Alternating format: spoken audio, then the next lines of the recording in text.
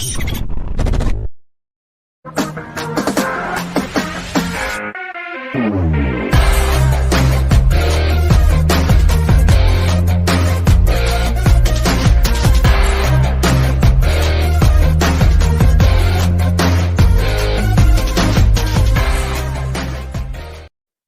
bismillahirrahmanirrahim. Assalamualaikum warahmatullahi wabarakatuh. Alhamdulillahirrahmanirrahim. Teman-teman semua, hari ini kita akan diskusi tentang sesuatu yang membara, cie. Karena kalau yang namanya energi itu kan harus membara gitu ya, bersemangat, kemudian dan dia juga menjadi dasar seluruh aktivitas yang kita lakukan. Nah, teman-teman, hari ini kita sudah kedatangan seorang tokoh ya, yang kemudian nanti akan cerita juga pandangan baik beliau maupun mungkin secara organisasi gitu tentang gimana sih kebijakan energi di Indonesia. Kita tahu teman-teman kalau kita mau menjadi negara yang besar, produktif, industri kita maju, nah yang paling penting adalah kita harus punya basis fondasi energi yang kuat. Kalau energi kita mahal, pasti produk kita apapun yang kita jual itu juga jadi mahal. Kalau energi kita juga nggak sustain, tidak ramah lingkungan, pasti akan jadi hambatan untuk kemudian kita bertumbuh, berkembang, apalagi bermitra dengan negara-negara yang juga punya concern terhadap energi yang bersih.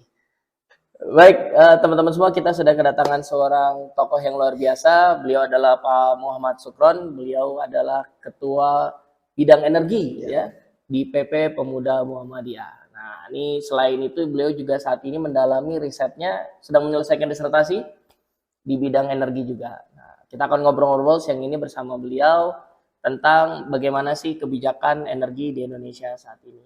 Mas Sukron, sehat Mas ya? Ya, sehat, alhamdulillah. Alhamdulillah. Ini thank you hari ini sudah menyempatkan berkunjung ke markas kita. Agak jauh memang di daerah Depok ya. Oke ya. Ini untuk mengawali diskusi. Kalau bicara energi di Indonesia, saya pengen dapat pandangan dulu secara umum nih dari Mas Sukron. Aman, kurang aman, terancam, kira-kira yang mana Mas? Ya, sesuai dengan data ya, kalau kita bicara tentang energi ini kan migas lah sumbernya selama ini. Karena potensi energi baru terbarukan kita itu kan baru tahun 2020 itu sekitar 14,1%. Belum maksimal, padahal sesuai dengan target pemerintah itu sekitar 23% di tahun 2020, 2025 itu, sekitar 25% di 2025 gitu. Maka target itu masih sangat panjang begitu. Cadangan migas kita juga sudah sangat menipis ya di nomor 26 dari total energi dunia begitu. Bahkan kalau presentasinya sekitar 0,1 ya. Itu sudah sangat menipis, maka energi nasional ini tentu harus diorientasikan untuk energi baru terbarukan yang tentu sumbernya sudah sangat banyak di Indonesia, potensinya luar biasa. Tinggal sebetulnya saya bicara tentang political will pemerintah, mau nggak untuk kemudian pindah ke energi baru terbarukan. Nah, hari ini kemudian pemerintah sudah menggagas tentang transisi energi. Tapi sebelum kita masuk ke sana tuh Mas Sukron, ini buat awal nih. Jadi sebenarnya kita nih aman, kurang aman, apa terancam? Terancam ya sebenarnya ya. Kita kalau nggak mau ya pasti akan ketinggalan gitu. Energi yang bersumber dari fosil tentu sudah tadi saya sebut 2,5 miliar barel. Prosentasenya sekitar 0,1, sangat tipis sekali. Nomor 26 dari migas dunia gitu. Jadi sudah sangat kecil sekali. Nomor 1 Venezuela, kemudian Arab Saudi dan segala macam itu. Kita menempati nomor ke-26. Maka sudah sangat jauh. Kalau bicara migas bicara migas, maka ya yang paling tepat dan sesuai itu menurut saya beralih ke energi baru. Selain kemudian energinya bersih, kemudian ramah lingkungan, ya tentu lebih sustain ya, karena di Indonesia potensinya luar biasa. Oke.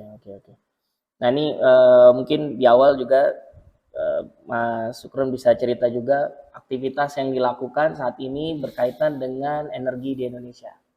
Kira-kira apa aja aktivitasnya Mas Sukron saat ini? Kita beberapa ya melakukan kajian-kajian ya, tentu atas potensi-potensi energi baik air maupun yang bersumber dari air, ya kemudian arus laut, kemudian Arus laut ya? Oke. kemudian bio dan lain-lain itu.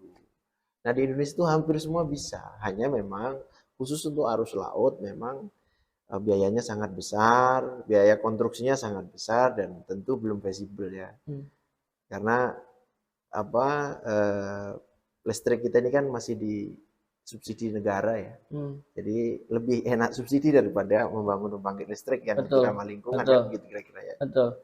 Nah ini saya tuh justru apa ya, Indonesia ini agak aneh sebenarnya. Satu sisi kita kan menikmati kemudahan ya, karena kita punya banyak sumber daya. Kemarin waktu Ukraina Rusia rame aja, tiba-tiba harga batu bara naik, kita kebagian berkahnya tuh. Ya. Karena memang kita punya sumber batu bara yang juga cukup banyak gitu kan. Tapi yang lain lagi, kita juga negara yang di tengah-tengah, mataharinya tinggi, pantai kita panjang. Kalau bicara energi itu kan juga cukup banyak sebenarnya.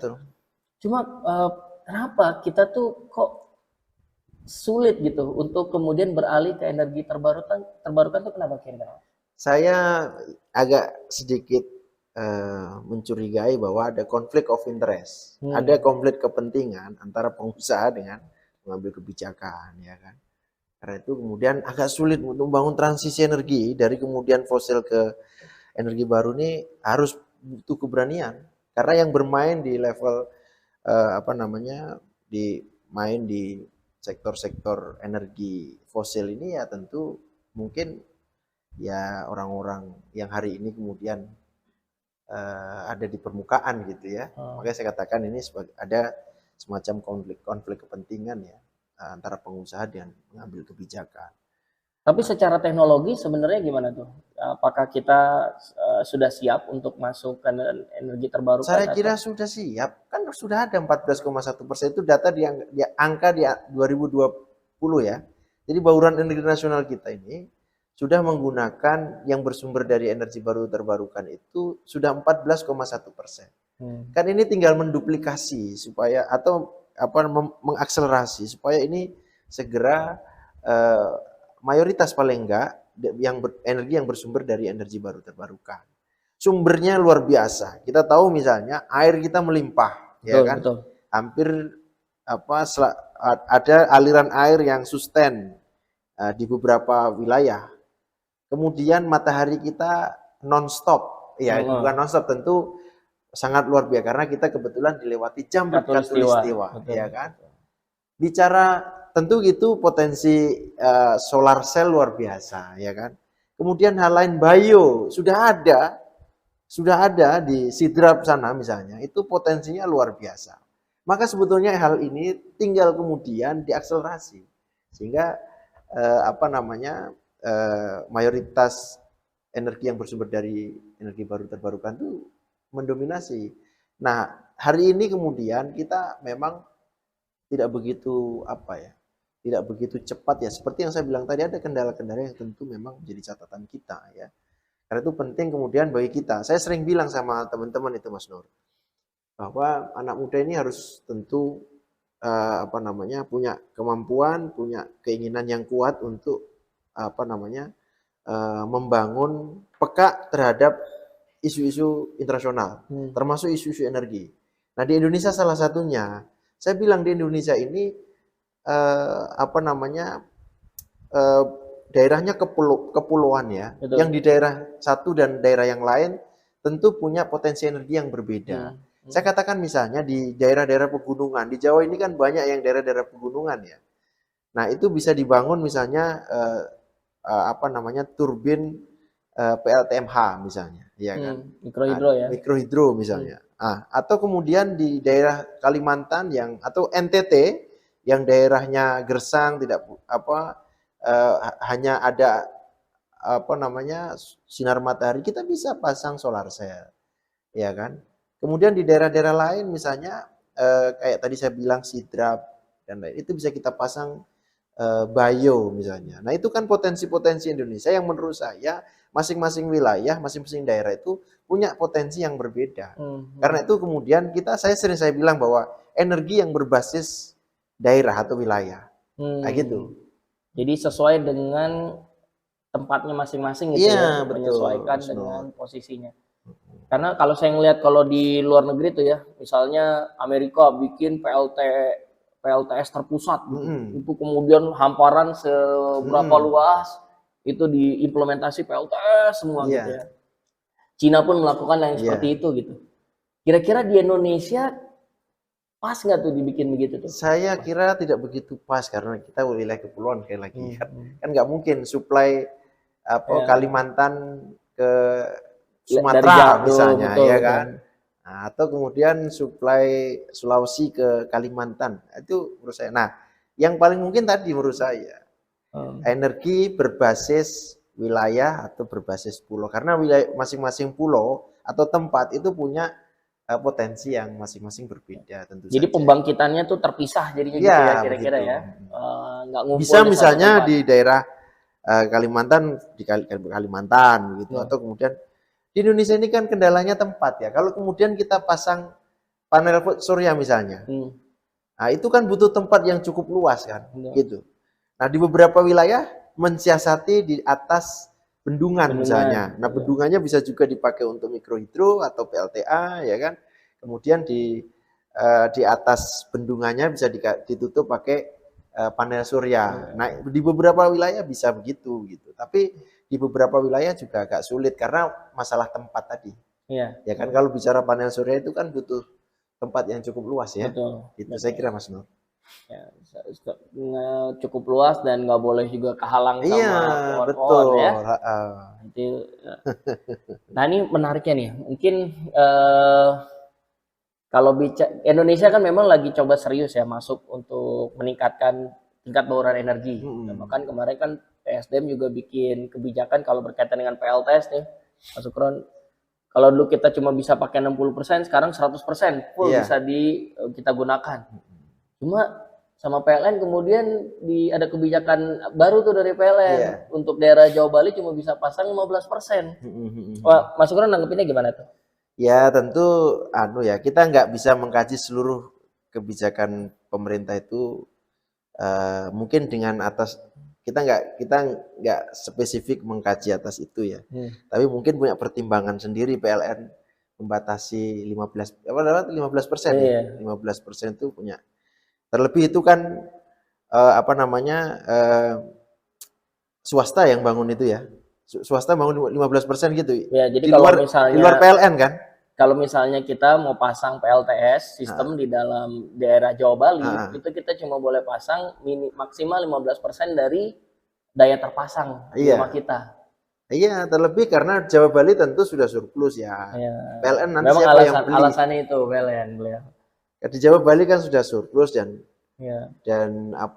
nanti kalau kita pasang PLN siapa yang beli? Itulah kira-kira Mas ya. Nah, oke. Jadi saya tadinya memang kalau ngelihat video-video di luar negeri pada bikin PLTS terpusat besar gitu, tapi ini sepertinya memang kurang cocok kalau di Indonesia karena tadi masalah distribusi ya. Sehingga dibutuhkan justru pembangkitan yang lebih mini mungkin, tapi terpusat berdasarkan daerahnya masing-masing. Iya. Gitu ya, kekayaannya mereka masing-masing. Nah, tapi gini juga, kalau bicara pembangkitan, kita kan butuh energi itu juga besar ya. Iya. Padahal banyak juga daerah-daerah di Indonesia nih saat ini untuk basic needs aja gitu, kadang-kadang masih sering putus tuh. Belum lagi nanti kalau kita bicara produksi gitu, buat kebutuhan produksi. Nah ini kira-kira tantangannya di mana dan buat nyelesainnya tuh kayak gimana tuh? Kalau di Indonesia, kalau di Jawa Bali tentu sudah aman ya. Yang daerah-daerah yang jadi persoalan itu di daerah-daerah kayak di NTT misalnya. Nah itu tentu karena memang berdasarkan data ada sekian ribu desa yang belum terlistrik ya. 2.800-an ya, sekitar 2.800 desa yang belum terlistrik seluruh Indonesia. Nah itu menjadi fokus tentu menjadi konsentrasi kita. Kalau yang di Jawa Bali tentu mungkin kalaupun putus mungkin kendala jaringan ya. Tapi kalau sumber tenaga listriknya saya kira sudah surplus ya.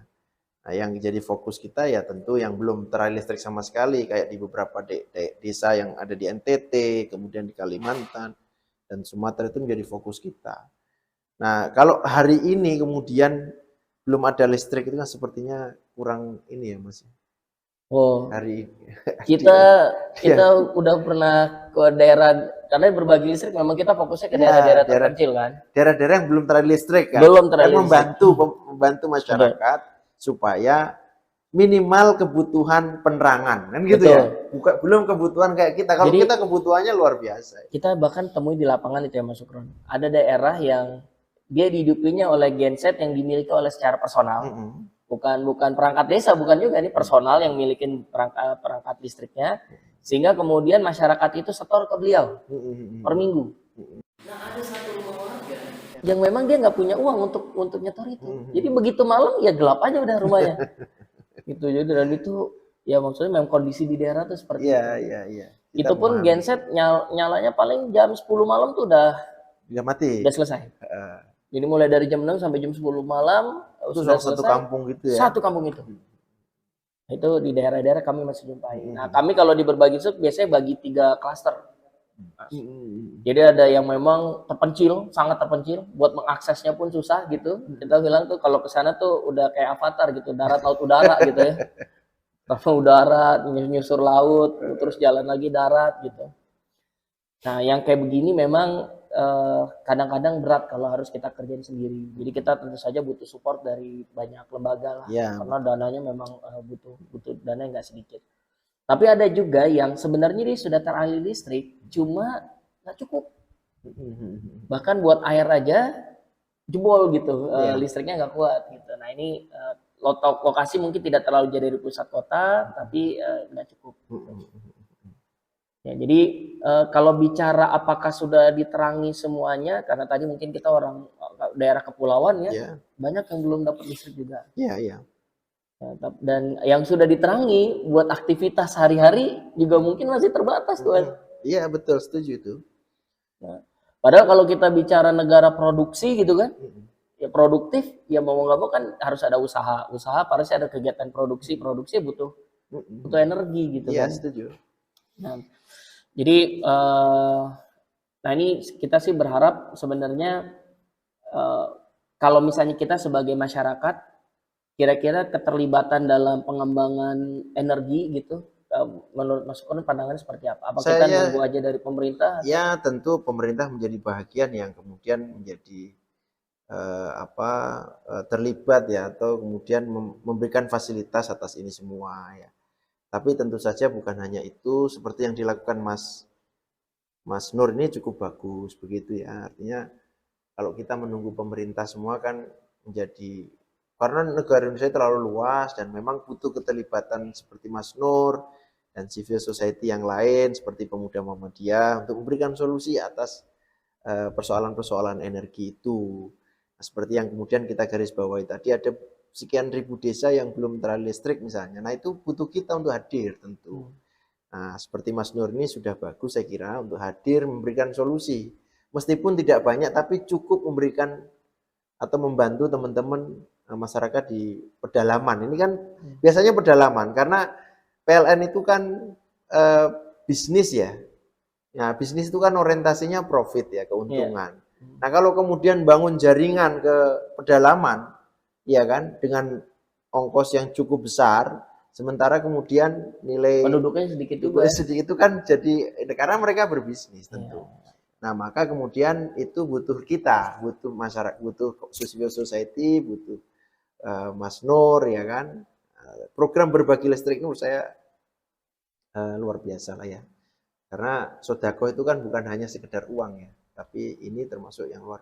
Itu kalau kemudian dijadikan untuk ngaji atau kemudian belajar, itu coba bayangkan pahalanya berlipat-lipat ganda itu Mas Nur. Nah gitu saya kira Mas Nur. Itu peran kita, peran masyarakat, peran civil society, kelompok masyarakat untuk memberikan solusi atas problem-problem energi kita gitu. Selain kemudian kita juga mendorong pemerintah untuk punya political will ya, bahwa listrik itu menjadi hak kita semua ya, hak semua masyarakat untuk mengaksesnya gitu. Nah, disparitasnya kan luar biasa, seperti di Jawa yang sudah luar biasa surplus, kemudian di NTT yang mungkin agak kurang begitu. Maka kemudian pentingnya kita untuk memberikan solusi-solusi itu, dan kemudian pemerintah tentu juga harus punya political will ya. Itulah saya kira. Iya, ya.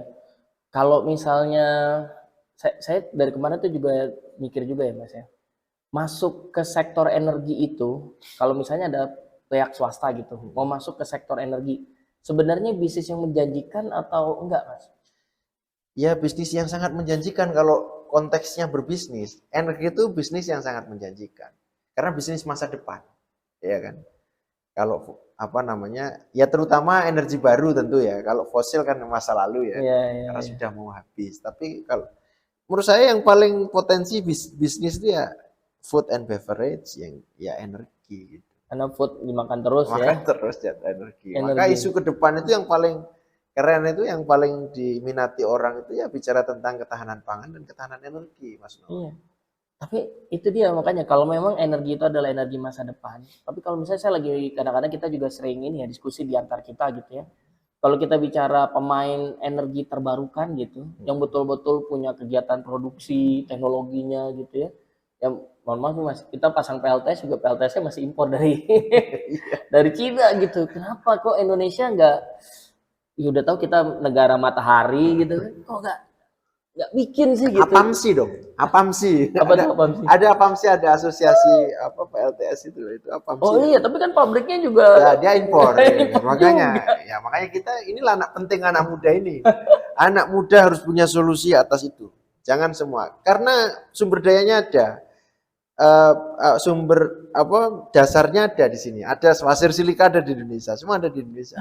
Kenapa kemudian harus kita impor dari luar negeri kalau kita bisa anunya ada, bahan bakunya ada. Tentu kita, nah inilah pentingnya anak muda.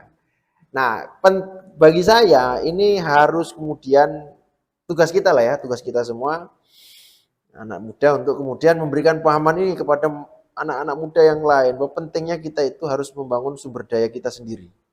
Termasuk kemudian jangan sedikit-sedikit impor, sedikit-sedikit kita mengandalkan negara yang lain. Nah begitu, karena bahan pokoknya itu ada semua di kita. Itu menurut saya Mas. Jadi itu PR kita bersama. Ke depan menjadi fokus kita untuk kemudian kita bangun ini supaya lebih mandiri. Termasuk kemudian masalah PLTS dan segala macam. Iya. Pasir silika ada kita kan. Iya, makanya saya juga bagus ya. Bahan baku kita punya, sumbernya banyak, tadi air segala macam juga, tapi teknologi sebagian besar masih kita impor gitu. Ya. Makanya gini Mas, sebetulnya Mas, negara-negara yang yang sumber daya alamnya lemah gitu, justru masyarakatnya kreatif dan maju kan negaranya. Imbasnya adalah negara maju. Kayak Jepang misalnya. Jepang ngendalin apa? Jepang itu negara yang tidak punya sumber daya alam, ya kan? Nah, kita sementara kita bisa cek negara-negara yang punya sumber daya alam yang nggak punya sumber daya alam itu dia lebih maksimal mengoptimalisasikan sumber daya manusianya. Nah, karena mereka nggak punya sumber daya alam. Nah, Indonesia ini sumber daya alamnya melimpah. Karena itu mungkin agak menjadi kendala untuk membangun kreativitas. Nah, lama-kelamaan kalau sudah habis ini, itu akan memaksimalkan sumber daya manusia. Kita berbicara ini misalnya, dunia ini terkaget persoalan COVID yang yang datang tahun 2020 kemarin, awal tahun 2020. Itu percepatan dunia digital itu luar biasa kan, karena dipaksa kan. Kita bicara revolusi industri 4.0 itu, 4.0 itu kan sudah sebelum COVID itu kan. Bahwa ke depan kita ini semua dengan digital. Nah, karena COVID itu semua dipaksa digital kan. Betul. Nah, salah satu contohnya itu di dunia perbankan sekarang itu tidak menggunakan transaksinya online semua begitu. Pun yang lain masuk digital banking dan lain-lain. Semua agak begitu. Nah, kita mungkin dalam konteks itu harus dipaksa begitu. Masa nunggu habis dulu?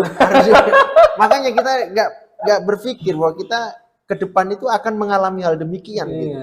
Semua akan habis, nah kita harus membangun kapasitas personal ya, sumber daya manusia untuk kemudian kita maksimalkan untuk kebutuhan kita, kan tentu saja kan begitu. Nah ini di sektor energi juga saya kira begitu. Ketika fosil habis, ketika energi yang bersumber dari kita ini habis, maka kita akan berpikir bagaimana kita bisa memenuhi kebutuhan energi kita. Nah itu saya kira Mas Nur. Ya, tapi maksudnya gini, kan kalau bicara energi kita kan pengennya murah dong. Masyarakat tuh pengennya murah gitu. Ya mau dia either dia pakai renewable energy kek, mau pakai sumber daya tidak terbarukan kek, tapi yang penting kan masyarakatnya yang penting murah. Pertama ada, yang kedua murah. Nah, apa yang kira-kira bisa dilakukan, kebijakan apa yang harus dilakukan buat bisa menghadirkan energi yang murah? Ya kalau diproduksi massal pasti murah lah, kira-kira begitu. Kenapa listrik sekarang ini murah? Karena disubsidi negara, Mas. Iya kan? Listrik ini kan sumbernya dari fosil. Karena disubsidi negara maka murah, ya kan? Kalau sumber bahan bakunya itu makin lama makin tipis, maka makin mahal juga kan? Murah tapi tidak ada kan sama aja, ya kan? Maka pindah energi, transisi energi ini kemudian menjadi keniscayaan menurut saya. Lama-kelamaan juga akan murah gitu. Lama-kelamaan mau nggak mau sekarang hajar dulu aja gitu kira-kira. Saya kira ini dengan perhitungan bukan hajar. Kalau kemudian kan ini makin lama makin habis.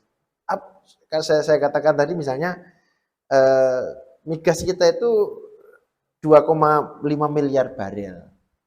Hanya 0,1 dari sumber energi dunia ini, ya kan? Sudah sangat tipis. Peringkatnya nomor 26. Pertama itu ada Venezuela, ada Arab Saudi dan segala macam itu. Jadi sudah sangat tipis kita. Nah, pasti kan akan lama-kelamaan kan dari 2,5 miliar barel ini pasti kan habis. Nah, kalau habis ini kan jangankan beli wong barangnya aja nggak ada kan begitu kira-kira kan. Sumbernya aja nggak ada. Maka pindah itu menjadi keniscayaan gitu maksud saya, Mas. Lama-kelamaan juga akan murah pasti gitu. Sekarang kan karena ya seperti yang saya bilang tadi bahwa nggak masih ada pemain-pemain batu bara, masih ada pemain-pemain yang memang nyaman pada posisi itu. Dan negara juga mendukung untuk memberikan subsidi misalnya. Nah, coba kita cek aja dari 9 menit. Ya 40 menit, 50 menit maksimal nanti. Oke. Nah, kalau bicara tadi transisi energi, kira-kira pemerintah sudah melakukan langkah apa aja? Mas Sukron, yang kita bisa lihat dan kita rasakan gitu. Saya mendengar ada semacam gagasan DPR atas RUU energi baru terbarukan, ya kan? Itu bagus dan kita sangat support lah, mendukung. Itu salah satu upaya untuk membangun transisi energi karena undang-undangnya mau dibuat kan begitu. Nah di beberapa kan kemarin ada upaya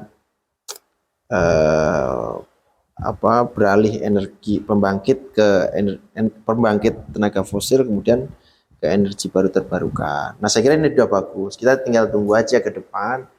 Kita awasi bersama. Mudah-mudahan pemerintah serius untuk lebih beralih ke sumber energi baru terbarukan begitu ya. Karena itu sebuah keniscayaan. Gak mungkin pemerintah akan bertahan pada sumber energi fosil ini. Karena kita tahu misalnya kayak Paris Agreement bicara tentang kesepakatan negara-negara maju untuk mempertahankan dunia ini tetap pada panas yang tidak begitu panas lah, karena fosil ini kan bisa memberikan efek macam-macam lingkungan ya. Nah, kemudian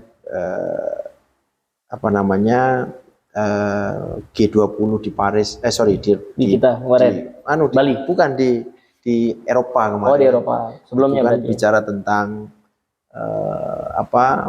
mobil listrik di tahun 2035. Ini kan sebenarnya langkah maju yang luar biasa.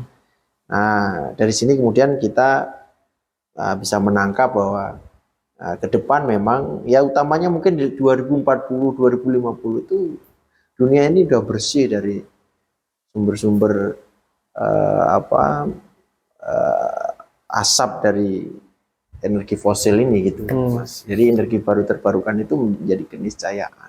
Berarti nanti PR-nya tinggal berbagi listrik. Kalau semua udah pasang, udah ini, wah kita energi apa lagi nih? Yang mesti dibagi. Yang jelas anak muda begini Mas, saya rasa memang kita harus kita harus berpikir kreatif, berpikir inovatif begitu untuk membantu pemerintah agar akselerasi atau percepatan transisi energi ini sesuai ya atau berjalan dengan baik begitu. Bauran energi nasional yang 14,1% di tahun 2020, nah harus kita akselerasi supaya lebih cepat begitu. Kalau bisa 100% di 2050 misalnya, meskipun agak sulit ya, tetapi harus kita paksa supaya meskipun banyak yang dirugikan dari situ, tentu ada yang dirugikan. Siapa yang dirugikan? Ya para pengusaha-pengusaha batu bara, trading batu bara dan segala macam itu kira-kira. Jadi sebenarnya menurut Mas Sukron kita sebenarnya sudah melangkah di jalur yang tepat, Mas. Ya, jalur yang tepat. Dengan adanya transisi energi, rencana transisi dan lain-lain itu sebenarnya kita sudah melangkah ke sana. Cuma memang berjalannya ini masih butuh dukungan bersama gitu. Iya, semua masyarakat terutama anak muda harus terlibat ya. Memberikan edukasi kepada masyarakat, kemudian mendorong pemerintah untuk supaya mempercepat transisi energi ini. Ini penting menurut saya. Ya. Mungkin terakhir Mas Sukron, kira-kira apa yang bisa dilakukan sama kita nih, semua kalangan masyarakat umum gitu ya, yang bisa kita lakukan supaya rencana transisi energi itu bisa berjalan dengan optimal? Ya tadi seperti yang saya bilang, tentu political will pemerintah ya. Political will pemerintah untuk kemudian mau atau punya keinginan pindah energi ke energi baru terbarukan itu. Sekarang kan sudah berjalan ya, memang ya sebetulnya kita tinggal mengakselerasi aja supaya ini lebih cepat aja. Gitu. Tapi di beberapa sudah mulai jalan energi baru terbarukan kita sudah mulai bagus begitu ya. Mungkin sekarang data kita kan data 2020 ya yang 14,1%. Mungkin sekarang lebih ya. Sudah naik ya. Ya mudah-mudahan sesuai dengan target pemerintah. Pemerintah punya target. Pemerintah punya target yang seperti saya bilang tadi. Tapi ya target itu harus disesuaikan kan, harus dipenuhi begitu sehingga kita bisa melihat bahwa ya dunia ini akan bersih dengan energi hijau kita gitu. Kalau sekarang ini penuh dengan karena PLTU itu kan menghasilkan asap gitu kan, Mas. Asap itu merusak lingkungan kan begitu dan menipiskan lapisan ozon kan gitu. Kalau sudah begitu pasti akan panas. Nah, panas itu ya efeknya buat kita semua ya kan. Kita dapat listrik tapi efeknya dunia ini panas begitu kan juga repot. Nah, maka kemudian energi baru terbarukan itu saya kira penting dan kita semua harus terlibat andil untuk kemudian mempercepat transisi energi. Salah satunya tadi yang saya bilang. Ya. Kalau beli kendaraan listrik perlu nggak sih? Perlu dong. Oh perlu ya? Perlu. Kalau perlu menciptakan kendaraan listrik. Nah, gitu. Indonesia harus menjadi produsen kendaraan listrik. Maka anak muda ini penting kita harus berpikir bagaimana kemudian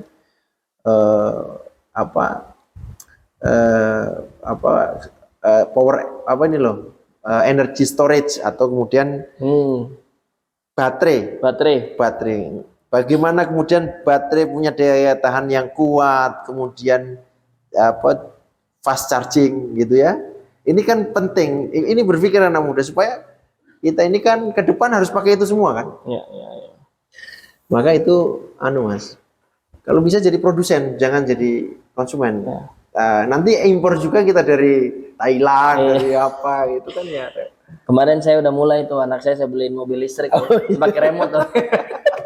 Enggak, memang harus penting. Kalau bisa jadi produsen, jangan jadi konsumen. Ya. Nah, Kita juga berharap seperti itu. Iya, tentu, Mas. Ya, dan terlebih lagi kita produksi sendiri dan harganya kompetitif ya. Iya dong. Seringnya kalau kita produksi sendiri harganya jadi jauh lebih mahal juga. Jauh lebih mahal. Itu PR juga di kita ya. Tapi anyway, terima kasih Mas Sukron Terima kasih sudah Mas hadir Nur, di kita berbagi pemikirannya tentang kebijakan energi di Indonesia. Jadi teman-teman semua, Indonesia sudah melangkah ke arah yang baik sebenarnya untuk bisa menerapkan renewable energy di aktivitas kita sehari-hari. Tapi tentu saja biar ini lebih optimal butuh dukungan kita bersama. Ya, baik dari penggunaan yang berpikir efisiensi, yang penggunaan alat-alat kehidupan kita sehari-hari juga yang kalau bisa sudah yang ramah lingkungan. Iya, betul. Ya, bukannya mobil listrik masih mahal soalnya Mas. yang betul itu kita gimana mobil listrik itu kita buat. Itu menunggu banget. Ini kan beli kita dari yang punya produk itu Hyundai, ya kan? Hyundai itu mana, Thailand ya? Hyundai Korea. Korea ya kan? Apalagi gesit itu assembly kita ini kan? Iya. Gesit, motor gesit itu loh. Assembly aja. Itu kan assembly aja kita. Barangnya impor juga gitu. Kalau bisa kita buat semua di sini. Kita punya kok, kampus-kampus kita hebat-hebat. Nah itu yang kita mau nggak gitu kira-kira. Nah gitu. Karena impor ini mungkin ada yang diuntungkan dari situ. Gitu, thank you Pak Sukron atas kehadiran di sini. Masih moga-moga teman-teman tetap bersemangat menerapkan energi baru dan terbarukan di kehidupan kita sehari-hari.